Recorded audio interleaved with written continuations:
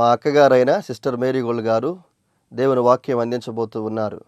వీరు 3 సంవత్సరాలు ఉపవాసం ఉండి ప్రార్థన చేయడం ద్వారా పరిశుద్ధాత్మతో నింపబడిన వారై ఆత్మ సంబంధమైన వరములు కలిగి ప్రభువుతో మాట్లాడుతూ దర్శనాల ద్వారా కళల ద్వారా ప్రభు సన్నిధిలో గడుపుతూ అనేక మందిని ఆత్మీయంగా సిద్ధపరుస్తూ బలపరుస్తూ ఉన్నారు. వీరు ప్రార్థన చేసి దర్శనాలను కలభావాలను తెలుసుకొని అనేక మందికి తెలియచెప్పి అనేక మంది పట్ల దేవుని యొక్క చిత్తం ఏ విధంగా ఉందో ప్రార్థన ద్వారా వారు తెలుసుకొని అనేక మందితో పంచుకుంటూ అనేక మందిని బలపరుస్తూ దేవుని సన్నిధిలో బహుబలంగా వాడబడుతున్న దైవజనులు. వీరి వాక్యాన్ని ఇప్పుడు విందాం. వాక్యంలో నుండి మనం ఎన్నో విషయాలు వింటున్నాం. యేసు ప్రభు తండ్రితో పాటు ప్రారంభం నుంచి ఉన్నాడు. యేసయ్య ఏమంటాడు, తండ్రి ఏమంటాడు అనేది మనం చూస్తూ ఉంటే మన స్వరూపమందు మన పోలిక చొప్పున నరులను చేయదాం. మనము అంటే ముగ్గురని అర్థం. మనము మన పోలిక, మన స్వరూపము మన పోలిక చొప్పున నరులను చేద్దాం. మనము దిగిపోయి చూద్దాం. యెషయా గ్రంథంలో మా నిమిత్తం ఎవడబోతాడు, అసలు మా నిమిత్తం ఎవడబోతాడు, మా నిమిత్తం ఎవరు పోయేది, నా నిమిత్తం అనడం వల్ల అక్కడ ఏకవచనం ఎక్కడా లేదు. మీరు బాగా చూడండి, గమనించండి వాక్యాన్ని. ఏకవచనం అనేది లేదు. మా నిమిత్తం ఎవడు పోతాడు, మా నిమిత్తం ఎవరిని పంపాలి భూమి మీదకి అనేది అక్కడ వస్తున్న మాట. అయితే ప్రారంభ దినాల నుంచి మనకు తెలుసు, ఆదాము హవ్వలు ఆజ్ఞను అతిక్రమించారు. ప్రభు అన్నాడు, ఆజ్ఞను అతిక్రమించితే ఖచ్చితంగా మీరు చనిపోతారు అని చెప్పాడు. ఆజ్ఞను అతిక్రమిస్తే మీరు చనిపోతారు. ఇదిగో ఈ చెట్టు పండు మీరు తినకూడదు, ఒకవేళ తింటే ఖచ్చితంగా మీరు మరణం పొందాల్సిందని చెప్పాడు. ఆ తర్వాత మనుషుల యొక్క ఆలోచన, తలంపు, ఊహ అన్నీ చూసినా కూడా మనుష్యుడు ఈ గొప్ప కార్యాన్ని చేయడానికి ఎవడు పనికొచ్చేవాడు కాదు. ఎవరు పనికొచ్చేవాళ్ళు కాదు. నోవహు ఓడను తయారు చేసిన తర్వాత చెడ్డోళ్ళందరినీ చంపేసి మళ్ళీ భూమి మీద ఈ కుటుంబాన్ని పైకి లేపి చూస్తే వాళ్ళ ఆలోచన, తలంపు, ఊహ కూడా చెడ్డగానే ఉందంట. ఇంకేం చేయాలి, ఇంకెవరిని ఎలా పంపాలి, ఏం చేయాలి? ప్రారంభం నుంచి తండ్రి కుమారునికి బోధించుకుంటూ వస్తున్నాడు. కుమారుడా, భూమి మీదకి నువ్వు వెళ్ళాలి. వెళ్తాను. భూమి మీదకి వెళ్ళడమే కాదు, శ్రమ అనుభవించాలి, శోధన అనుభవించాలి, బాధ అనుభవించాలి అనేది చెప్తూ ఆ విధంగా సిద్ధపరుస్తూ ఉంటే కుమారుడు అన్నిటికీ ఒప్పుకుంటున్నాడు. అన్నిటికీ, ప్రతిదానికి. పాత నిబంధనలో మనం చూస్తే దేవుడు అబ్రహాము కుమారుడైన ఇస్సాకుని బలిగా అర్పించమంటే ఆయన వెనకాడతాడేమని అనుకుంటే వెనకాడకపోయేసరికి దేవుడు ఏమనుకున్నాడు, ఈ అబ్రహాము వంశములో నుంచే నా కుమారుడు రావాలా. ఈ అబ్రహాము ఎలా వెనకాడకుండా తన కుమారుణ్ణి ఇచ్చాడో అలాగే నాకున్న నా ప్రణాళిక, నా ఆలోచన నెరవేరడానికి ఈ వంశములో నుండి బిడ్డ బయటికి రావాలి. ఆ వంశములో నుండి, అబ్రహాము కుమారులలో నుండి, ఆ యూదా వంశములో నుండి, ఆ మరియమ్మ ద్వారా దేవుడు ఈ లోకములోనికి శరీరధారిగా ఉద్భవించిన తర్వాత, శరీరధారిగా పుట్టిన తర్వాత ఈ శ్రమను, ఈ బాధను అనుభవించడానికి ముందే ప్రణాళిక సిద్ధమైంది. అబ్రహాము కుమారుడిని ఇవ్వతే నీ కుమారుడు కాదు అబ్రహాం, నా కుమారుడు రావాలా. ఆ తర్వాత మోషే ఇశ్రాయేలీయులను నడిపిస్తూ ఉంటే మోషే వీళ్ళందరినీ చంపేస్తే వాళ్ళ ఆలోచన మంచిది కాదు, నీ ద్వారా ఒక జనాన్ని పుట్టిస్తాను అని ఎన్ని చెప్పినా ఆ తర్వాత మోషే అంటున్నాడు, ఎంత భారం నేను ఎక్కడ మోసేదయ్యా, ఇంత భారం నేను ఎక్కడ మోయగలను? ఈ మనుషులు మాంసం అడుగుతున్నారు, వీళ్ళని మోయడం నా వల్ల కాదు. నీళ్లు అడుగుతూ ఉన్నారు, ఆ నీళ్లను ఇవ్వడం కూడా నాకు చేత కాదు. ఎందుకంటే వాళ్ళు నా మీద సణిగి నన్ను రాళ్ళతో కొట్టి చంపాలనుకుంటున్నారు. ఇది నేను మోయలేను. ఒకవేళ నువ్వు అట్టనే మొయ్యాలి అనే పని అయితే నన్ను చంపేసేయి అన్నాడు.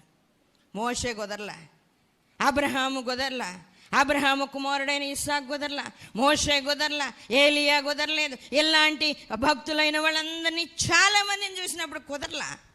కానీ ఎందుకు అంటే ఆ చేయవలసిన పని కుమారుడైన క్రీస్తు ద్వారానే సాధ్యం.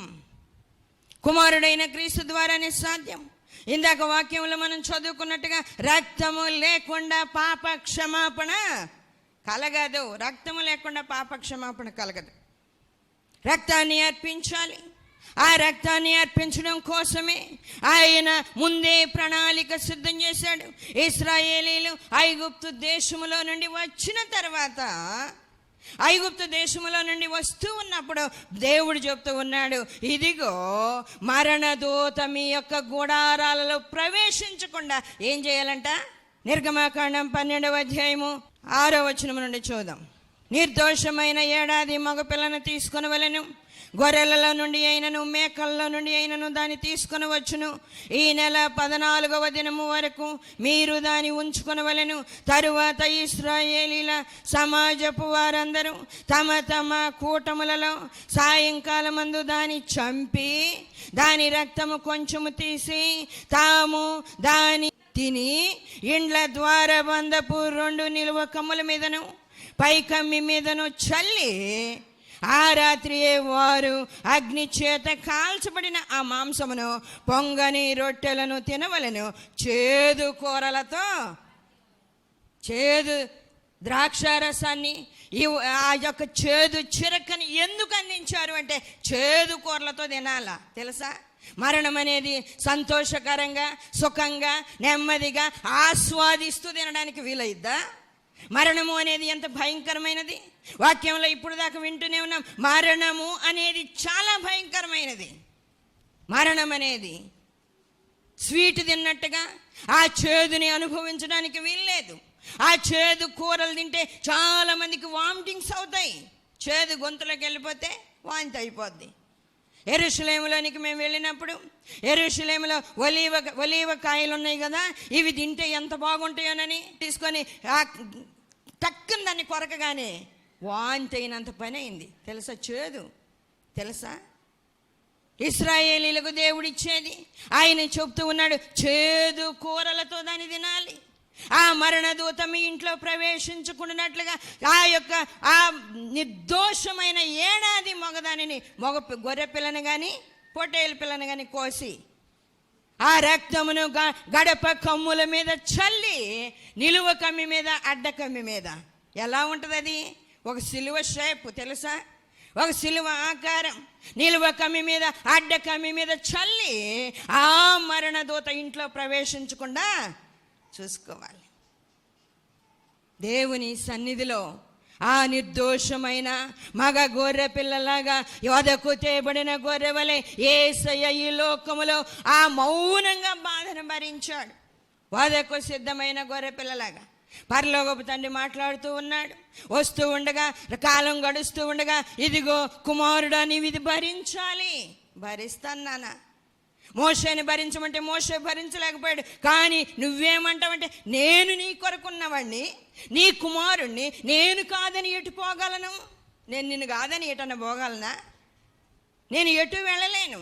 నీ కుమారుని కాబట్టి నీవు ఏది నిర్ణయిస్తావో అది నేను భరిస్తాను. ఆ రోజు నిర్ణయమైన ఆ నిర్ణయ ప్రకారంగా యేసయ్య ఈ లోకములోనికి వచ్చాడు.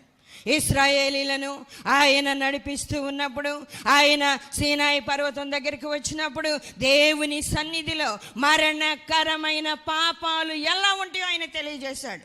పాపాలు 2 రకాలు. యోహాను చెప్తూ ఉన్నాడు, మరణకరమైన పాపము గలదు, మరణకరము కాని పాపం గలదు. కొన్ని చిన్న చిన్న పాపాలకి వేడుకుంటే దేవుని దగ్గర నుంచి క్షమాపణ వస్తుంది, కానీ కొన్ని పాపాలకి ఎంతో వేడుకున్నా కూడా ఆ పాపానికి క్షమాపణ రాదు. క్షమాపణ వచ్చే అవకాశమే లేదు. యోహాను పత్రికలో యోహాను రాస్తూ ఉన్నాడు, మరణకరమైన పాపానికి ఆ మరణము పొందితేనే విజయం వస్తుంది, కానీ అంతకు మించి అవకాశమేమీ లేదు. మరణం పొందాల్సిందే. పాత నిబంధన గ్రంథంలో ఆ భయంకరమైన మరణకరమైన పాపాలు ఎలా ఉన్నాయో ప్రభు చెప్తూ ఉన్నాడు. నిర్గమకాండం 19వ అధ్యాయం నుంచి కొన్ని అధ్యాయాలు కూడా, లేవీకాండం 20వ అధ్యాయం నుండి 24, 25 అధ్యాయాల దాకా కూడా ఎలా ఉంటుంది అంటే మరణ శిక్ష ఎలా పొందుతారు అనేది. తల్లిదండ్రులను దూషిస్తే మరణ శిక్ష పొందుతారనేది, దేవుని నామాన్ని దూషిస్తే మరణ శిక్ష పొందుతారు అనేది, ఆ నరుని చంపితే మరణ శిక్ష పొందుతారు. జంతువుని చంపితే అలాంటి శిక్ష లేదు, మనిషిని చంపితే ఖచ్చితంగా మరణ శిక్ష పొందాల్సిందే తెలుసా? వ్యభిచారం చేస్తే ఆ స్త్రీని రాళ్లతో కొట్టి చంపాల్సిందే. వాక్య భాగంలో మనం చూస్తే నిర్గమాకాండం 19వ అధ్యాయము 12వ వచనం నుండి చూద్దాం. నీవు చుట్టూ ప్రజలకు మేరను ఏర్పరిచి మీరు ఈ పర్వతము ఎక్కవద్దు, దాని అంచును ముట్టవద్దు, భద్రము సుమి, ఈ పర్వతము చుట్టూ ప్రతి వానికి మరణ శిక్ష తప్పక విధింపబడవలను. ఎవడను చేతితో దాన్ని ముట్టకూడదు, ముట్టినవాడు రాళ్లతో కొట్టబడవలను లేక పొడవబడవలను. మనుష్యుడు కానీ మృగము కానీ బ్రతకకూడదు. బోరధ్వని చేయనప్పుడు వారు పర్వతము యొద్దకు రావాలి. ఒక మేరని ఏర్పరచి ఆ పర్వతము చుట్టూ, ఆ పర్వతం మీద, సీనాయి పర్వతం మీదకి దేవుడు దిగి వస్తూ ఉంటే ఆ పర్వతాన్ని ముట్టకూడదంట. అసలు తెలుసా? ఆ పర్వతమును ముట్టువాడు మరణశిక్ష పొందాలి. మరణశిక్షను పొందాల్సిందే. పర్వతమును ముట్టినవాడు మరణశిక్షను పొందాలి. ఆ పర్వతమును ముట్టిన జంతువైనా మనిషి అయినా ఎవరైనా కూడా మరణశిక్షను పొందాల్సిందే. వాక్య భాగంలో మనం చూస్తే నిర్గమాకాండం 21వ అధ్యాయము 15వ వచనము ముందు చూద్దాం. 15, 16, 17 వచనాలు. తన తండ్రినైనను తల్లినైనను కొట్టువాడు నిశ్చయముగా మరణశిక్ష నందును. ఒకడు నరుని దొంగిలించి అమ్మినను తన యొద్ద ఉంచుకొనినను వాడు నిశ్చయముగా మరణశిక్ష నందును. తన తండ్రినైనను తల్లినైనను శపించువాడు ఏందంట? నిశ్చయంగా మరణశిక్ష పొందాల్సిందే. నిశ్చయముగా మరణశిక్ష పొందాల్సిందే. వాక్య భాగంలో మనం చూస్తే లేవీకాండం 24వ అధ్యాయము 13, 14 వచనాలు చూద్దాం. అప్పుడు యెహోవా మోషేకు ఇలాగ సెలవిచ్చెను, శపించిన వానిని పాలెం వెలుపలకు తీసుకొని రమ్ము. వాని శాప వచనమును వినిన వారందరూ వాని తల మీద తమ చేతులుంచిన తరువాత సర్వ సమాజము రాళ్లతో వాని చావగొట్టవలెను. మరియు నీవు ఇశ్రాయేలీయులతో ఇట్లనము, తమ దేవుని శపించువాడు తన పాప శిక్షను భరించవలెను. యెహోవా నామమును దూషించువాడు మరణ శిక్షను అందవలెను. సర్వ సమాజము రాళ్లతో అట్టి వానిని చావగొట్టవలను. పరదేశీయే గాని స్వదేశీయే గాని యెహోవా నామమును దూషించిన ఎడల వానికి మరణశిక్ష విధించాలంట. యెహోవా నామమును దూషించిన వానికి మరణశిక్ష విధించాలి. ఇవన్నీ ఏంటి? మరణకరమైన పాపములు. తెలుసా? ఇవన్నీ మరణకరమైన పాపాలు. మరణకరమైన పాపాలు చేసిన వాడు మరణమైతేనే కానీ ఇంకొక మార్గం ఏమీ లేదు. అలాంటి శిక్షలు దేవుడిచ్చి ఆ రోజుల్లో రాళ్లతో కొట్టారు. చాలామంది చనిపోయారు. చాలా భయంకరమైన శ్రమ అనుభవిస్తూ ఉంటే ఆ సమయంలో తండ్రి అయిన దేవుడు కుమారునితో మాట్లాడుతూ ఉన్నాడు. ఎలాంటి మరణ శిక్ష తీసేయాలంటే ఏం చేయాలో తెలుసా? మరణ శాసనము రాసిన మనమే ఆ మరణ శిక్షను పొందాలి. మరణ శాసనము రాసిన వాడు మరణమైతేనే కానీ అది నెరవేర్చబడినట్టు కాదు. వాక్య భాగంలో వ్రాయబడుతూ ఉంది. మనము వాక్యముల నుండి చూస్తే హెబ్రీయులకు రాసిన పత్రిక 9వ అధ్యాయం 15 నుంచి, ఈ హేతువు చేత మొదటి నిబంధన కాలంలో జరిగిన అపరాధముల నుండి విమోచనము కలుగుటకై ఆయన మరణము పొందినందున పిలువబడిన వారు నిత్యమైన స్వాస్థ్యమును గూర్చిన వాగ్దానము పొందు నిమిత్తము ఆయన క్రొత్త నిబంధనకు మధ్యవర్తి అయి ఉన్నాడు. 16, 17 వచనాలు. మరణ శాసనం ఎక్కడ ఉండునో అక్కడ మరణ శాసనము వ్రాసిన వాని మరణము అవశ్యము. మరణ శాసనము రాసిన ఆయన మరణం అవ్వాలి. 17వ వచనము, మరణ శాసనము వ్రాసిన వాని మరణము అవశ్యము. ఆ శాసనము వ్రాసిన వాడు మరణము పొందితేనే అది చెల్లును. అది వ్రాసిన వాడు జీవించుచుండగా అది ఎప్పుడైనను చెల్లునా? చూడండి, ఆడ మరణము నందును మరణ శిక్ష వానికి తప్పక విధించాలి, మరణ శిక్ష విధించాలి అని రాసిన ఆ శాసనము రాసిన కుమారుడైన క్రీస్తు సిలువలో మరణమైపోయాడు. 2020 సంవత్సరాల క్రితము ఈ మరణ శాసనము వ్రాసిన యేసయ్య ఆ మరణ శిక్షకు తానే అప్పగించుకున్నాడు. అందుకే ఆయన అంటున్నాడు, ఏమంటున్నాడు? నా ప్రాణము పెట్టుటకును తిరిగి తీసుకొనుటకును నాకు అధికారం కలదు. యోహాను సువార్త 10వ అధ్యాయం రాయబడుతూ ఉంది.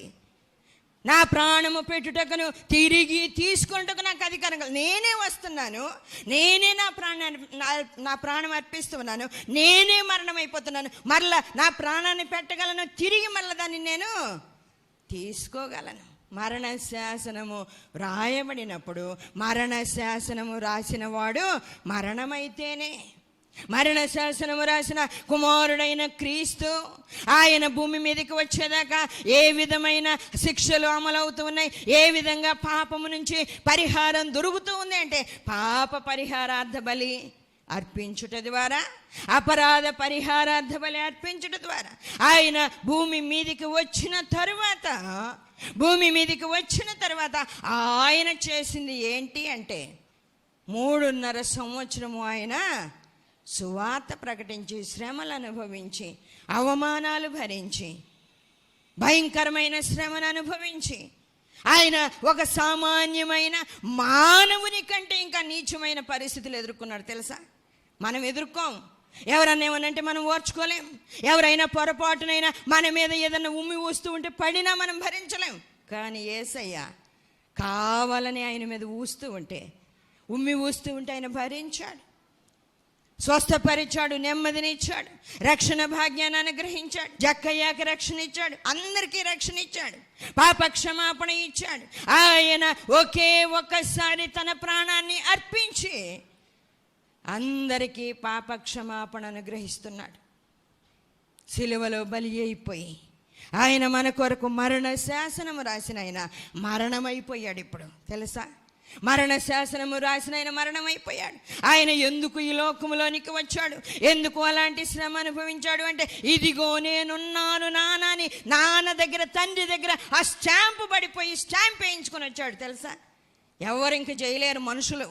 ఎవరినైనా దేవుని సేవకులైనా కొంతవరకు మాత్రమే ప్రయాసపడగలరు, కొంచెం మాత్రమే చేయగలరు. కుమారుడైన క్రీస్తు లాగా ప్రాణము పెట్టగలిగిన స్థితిలో ఎవరు లేరు. ప్రాణం పెట్టడం అంటే ఆ నియమము, ఆ నిబంధన కుమారుడైన క్రీస్తు నెరవేర్చేశాడు. ఇంకా ఆయన నెరవేర్చేశాడు. అలాంటి మరణ శిక్షకు గురైన వారికి మరణము పొందకుండా క్షమాపణ ఇవ్వడానికి ఆయన వచ్చాడు. తెలుసా? మరణము పొందకుండా క్షమాపణ ఇవ్వడానికి, ఆయన దగ్గర బ్రతిమలాడుకోవడానికి, ఆయన దగ్గర గోజాడుకోవడానికి. అందుకే మనుష్య కుమారునికి విరోధముగా మాట్లాడడానికి పాప క్షమాపణ గలదు, కానీ పరిశుద్ధాత్మకు విరోధముగా మాట్లాడడానికి ఈ యుగమందైనా రాబో యుగమందైనా పాప క్షమాపణ లేదు. ఆయనకి విరోధంగా మాట్లాడిన వాళ్ళకి క్షమాపణ దొరికింది. ఆయన దూషించిన వారికి, ఆయన మీద ఉమ్మి వేసిన వారికి, అవమానపరిచిన వారికి, చేదు చిరకను దాగించిన వారికి, ఆ దెబ్బలు కొట్టిన వారికి, వీపుని ఆ యొక్క కొరడాలతో భయంకరంగా చీల్చిన వానికి క్షమాపణ కలిగింది. ఆయన ఎన్ని బాధలు అనుభవించాడు. మనుషుల యొక్క తలంపులు, ఆలోచనలు చెడిపోయినాయి. మనుషుల శరీరం కంటే తలంపులు, ఆలోచనలు ఎక్కువ చెడిపోతున్నాయి. ప్రభు చెప్తూ ఉన్నాడు, వాళ్ళ తలంపు, ఆలోచన, ఊహ ఎల్లప్పుడూ కేవలం చెడ్డదే. అనుకుంటారు మనుషులు మా ఆలోచనలు మంచి అని, కానీ ఆలోచనలతో భయంకరంగా చెడిపోయారు మనుషులు. అందువలన ఆయన ముళ్ళ కిరీటం పెట్టుకున్నాడు. ఏ నరానికి సంబంధించిన ఆలోచన దానిలో నుంచి పోవడానికి, ఆ రక్తం అంతా చిందించబడ్డానికి ఆ భయంకరమైన శ్రమ ఆయన అనుభవించాడు. ప్రతి ముళ్ళు గుచ్చుకుంటూ ఉంటే ఆ ముళ్ళు ద్వారా కారిన రక్తము ద్వారా మనుషులలో ఆ తలంపులు, ఆలోచనలు పోవడానికి దేవుని సన్నిధిలో మనం ఆలోచన చేయాలి. ఆయన ఈ లోకములోనికి వచ్చి మరణ శాసనము రాసిన ఆయన మరణము పొంది మనకి విజయాన్ని ఇచ్చాడు. ఆయన మరణం పొందాల్సిన అవసరం ఏంటి? వాక్య భాగంలో మనం చూస్తూ ఉంటే హెబ్రీలకు రాసిన పత్రిక 2వ అధ్యాయము 14వ వచనం నుండి చూద్దాం. హెబ్రీలకు రాసిన పత్రిక 2వ అధ్యాయం 14వ వచనం నుండి, కాబట్టి ఆ పిల్లలు రక్త మాంసములు గలవారైనందున ఆ ప్రకారమే మరణము యొక్క బలము గలవానిని, అనగా అపవాదిని మరణము ద్వారా నశింపజేయుటకును, జీవిత కాలమంతయు మరణ భయము చేత దాస్యమునకు లోబడిన వారిని విడిపించుటకును ఆయన కూడా రక్త మాంసములలో పాలివడయ్యాడంట. తెలుసా? దేవుడు మన యొక్క భయంకరమైన భయాన్ని తీసేయడానికి, మరణ భయం నుండి మనల్ని విడిపించడానికి, మరణము యొక్క బలము గలవానిని అనగా అపవాదిని మరణము చేత నశింపజేయుటకు, మరణము ద్వారా నశింపజేయుటకు ఆయన మన కోసం ఈ లోకంలోనికి వచ్చాడు. సైతాన్ అంటది, ఒక తప్పు చేపేసి సైతాన్ చేయించి, నువ్వు ఈ తప్పు చేసావుగా, ఖచ్చితంగా నువ్వు చచ్చిపోతావు, ఖచ్చితంగా నువ్వు చచ్చిపోతావు, నువ్వు బ్రతకవు, నువ్వు ఇలానే భయపడుతూ భయపడుతూ భయపడుతూ సచ్చేదాకా బతకాల్సిందని మనుషులని భయపెడుతూ ఉంటే ప్రభు అంటున్నాడు, మీ యొక్క భయాన్ని నేను తీసేశాను కదా, మీ యొక్క భయాన్ని నేను తీసేశాను. ఆ అపవాదిని మరణము ద్వారా, నా మరణం ద్వారా నశింపజేయడానికి వచ్చేసాను.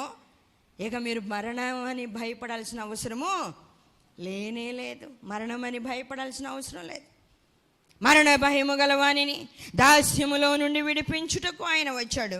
ఆయన అంటూ ఉన్నాడు, ఏలయనగా ఆయన ఎంత మాత్రమును దేవదూతల స్వభావమును ధరించుకొనక అబ్రహాము సంతాన స్వభావము ధరించుకొని ఉన్నాడు. కావున ప్రజలు పాపమునకు పరిహారము కలుగజేయుటకై దేవుని సంబంధమైన కార్యములలో కనికరమును నమ్మకమును గల ప్రధాన యాజకుడు నిమిత్తము అన్ని విషయములలో ఆయన తన సహోదరుల వంటి వాడు కావలసి వచ్చెను. తాను శోధింపబడి శ్రమ పొందిన గనుక శోధింపబడి వారికి సహాయము చేయగలవాడై ఉన్నాడు. శోధింపబడి వారికి సహాయము చేయగలవాడై ఉన్నాడు. ఆయన నమ్మకమును కనికరమును కలిగిన దేవుడు. వాక్య భాగములో మనం చదివాము, ఆ దేవుని సంబంధమైన కార్యములలో కనికరమును నమ్మకమును గల ప్రధాన యాజకుడు నిమిత్తము. తెలుసా, అహరోను కూడా కొన్ని పనులు చేయలేకపోయాడు.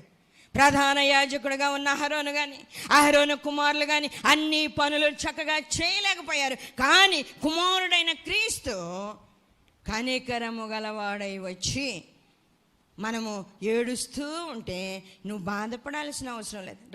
ఒక వ్యభిచారపు స్త్రీ వచ్చి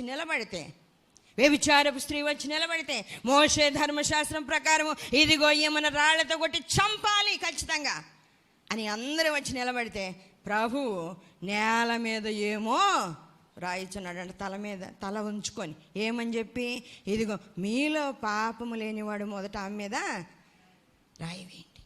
మరణ శాసనాలు రాసింది ఎవరు? పాత నిబంధనలో తండ్రి అయిన దేవుడు, కుమారుడైన దేవుడు మోషేతో చెప్తూ ఉంటే మోషే రాశాడు. వ్యభిచారమందు ఎవరైనాను పట్టుబడితే వాళ్ళని రాళ్లతో కొట్టి చంపాలి, దేవుని నామాన్ని దూషిస్తే రాళ్లతో కొట్టి చంపాలి. అలాంటి స్త్రీని తీసుకొని వచ్చి, ఇదిగో మేము రాళ్లతో కొట్టి ఏమైనా చంపాలి, పాపం చేస్తూ ఉండగా పట్టబడింది అని చెప్పినప్పుడు అక్కడ తన వ్రేలితో రాసిన కుమారుడైన క్రీస్తు ఎక్కడ కూడా రాస్తున్నాడంట. తల ఉంచుకొని నేల మీద ఏమో రాస్తున్నాడు. ఏమి రాస్తున్నాడు మరి? ఆయన దగ్గరికి వెళ్ళి ఆ రాత చూస్తే మనకు అర్థమయ్యేదేమో, కానీ ఆ రాత ఏమి రాయబడిందో మనకు తెలియదు. చాలామంది చాలా రకాలుగా చెప్పుకుంటూ ఉంటారు. కొంతమందికి కొన్ని దర్శనాల ద్వారా ఆ భావం ఏదో తెలిసి ఉండొచ్చు. నేను కూడా అడుగుతూ ఉన్నాను, ఏమి రాసి ఉంటావు ప్రభు అంటే, ఏ భేదమును లేదు, అందరూ పాపము చేసి దేవుడు అనుగ్రహించి మహిమను పొందలేకపోతున్నారని రాశాను అన్నాడు. తెలుసా, ఏ భేదమును లేదు, అందరూ పాపము చేసి దేవుడు అనుగ్రహించి మహిమను పొందలేకపోతున్నారు అని రాశాను. నీతిమంతుడు ఒక్కడు కూడా లేడని రాశాను నేను అన్నాడు. తెలుసా, దేవుని సన్నిధిలో ఆ విధంగా ఒక స్త్రీని తెచ్చి నిలవబెట్టినప్పుడు ఆయన మీలో పాపము లేనివాడు మొదట రాయమంటే ఎవరు ఇలా చిన్న పిల్లలు మొదలుకొని పెద్దోళ్ళ దాకా బారిపోయారంట. తెలుసా, అంటే పిల్లల్లో కూడా పాపము ఉంది, చిన్న పిల్లల్లో కూడా పాపపు ఆలోచనలు ఉన్నాయి. తల్లిదండ్రులు మంచివాళ్ళు కాకపోతే తల్లిదండ్రుల్లో ఆ హృదయాలలో భయంకరమైన చెడు తలంపులు ఆలోచనలు ఉంటాయి, పిల్లలకు కూడా వచ్చేస్తాయి. తెలుసా, తప్పించుకోలేరు ఎవరు. అవి వచ్చినప్పుడు పిల్లలకు కూడా అదే ఆలోచన వచ్చేస్తుంది. అందుకే పిల్లల మొదలుకొని పెద్దల వరకు అందరూ వెళ్ళిపోతాయి. ప్రభు ఏమంటున్నాడు, అమ్మా ఎవరును నీకు శిక్ష విధించలేదా, ఎవరును నీకు శిక్ష విధించలేదా అనగానే ఎవరు శిక్షించలేదయ్యా, అయితే నేను కూడా నీకు శిక్ష విధించనమ్మా, ఎందుకంటే నిన్ను క్షమించడానికి. ఆ మరణ శాసనము రాసిన నేను మరణమై మీ అందరికీ విడుదల దయచేయడానికి వచ్చాను, నేను కూడా నీకు శిక్ష విధించను. ఇక నువ్వు చేయాల్సింది ఏంటో తెలుసా, ఇక ఎప్పుడు కూడా పాపం చేయబాక, నేను నిన్ను క్షమిస్తున్నా, నేను కూడా నీకు శిక్ష విధించును, నేను నిన్ను క్షమిస్తున్నాను. అయినా కూడా ఇక ఎప్పుడు ఇలాంటి పాపం జోలికి నీవు వెళ్ళొద్దు, సమాధానము గలదానమై వెళ్ళు. ఆ రోజు నుంచి ఆమెకు భయం లేదు, మరణ భయం లేదు, ఆలోచన లేదు, తలంపు లేదు, టెన్షన్ లేదు, యేసుని వెంబడించడం తప్ప.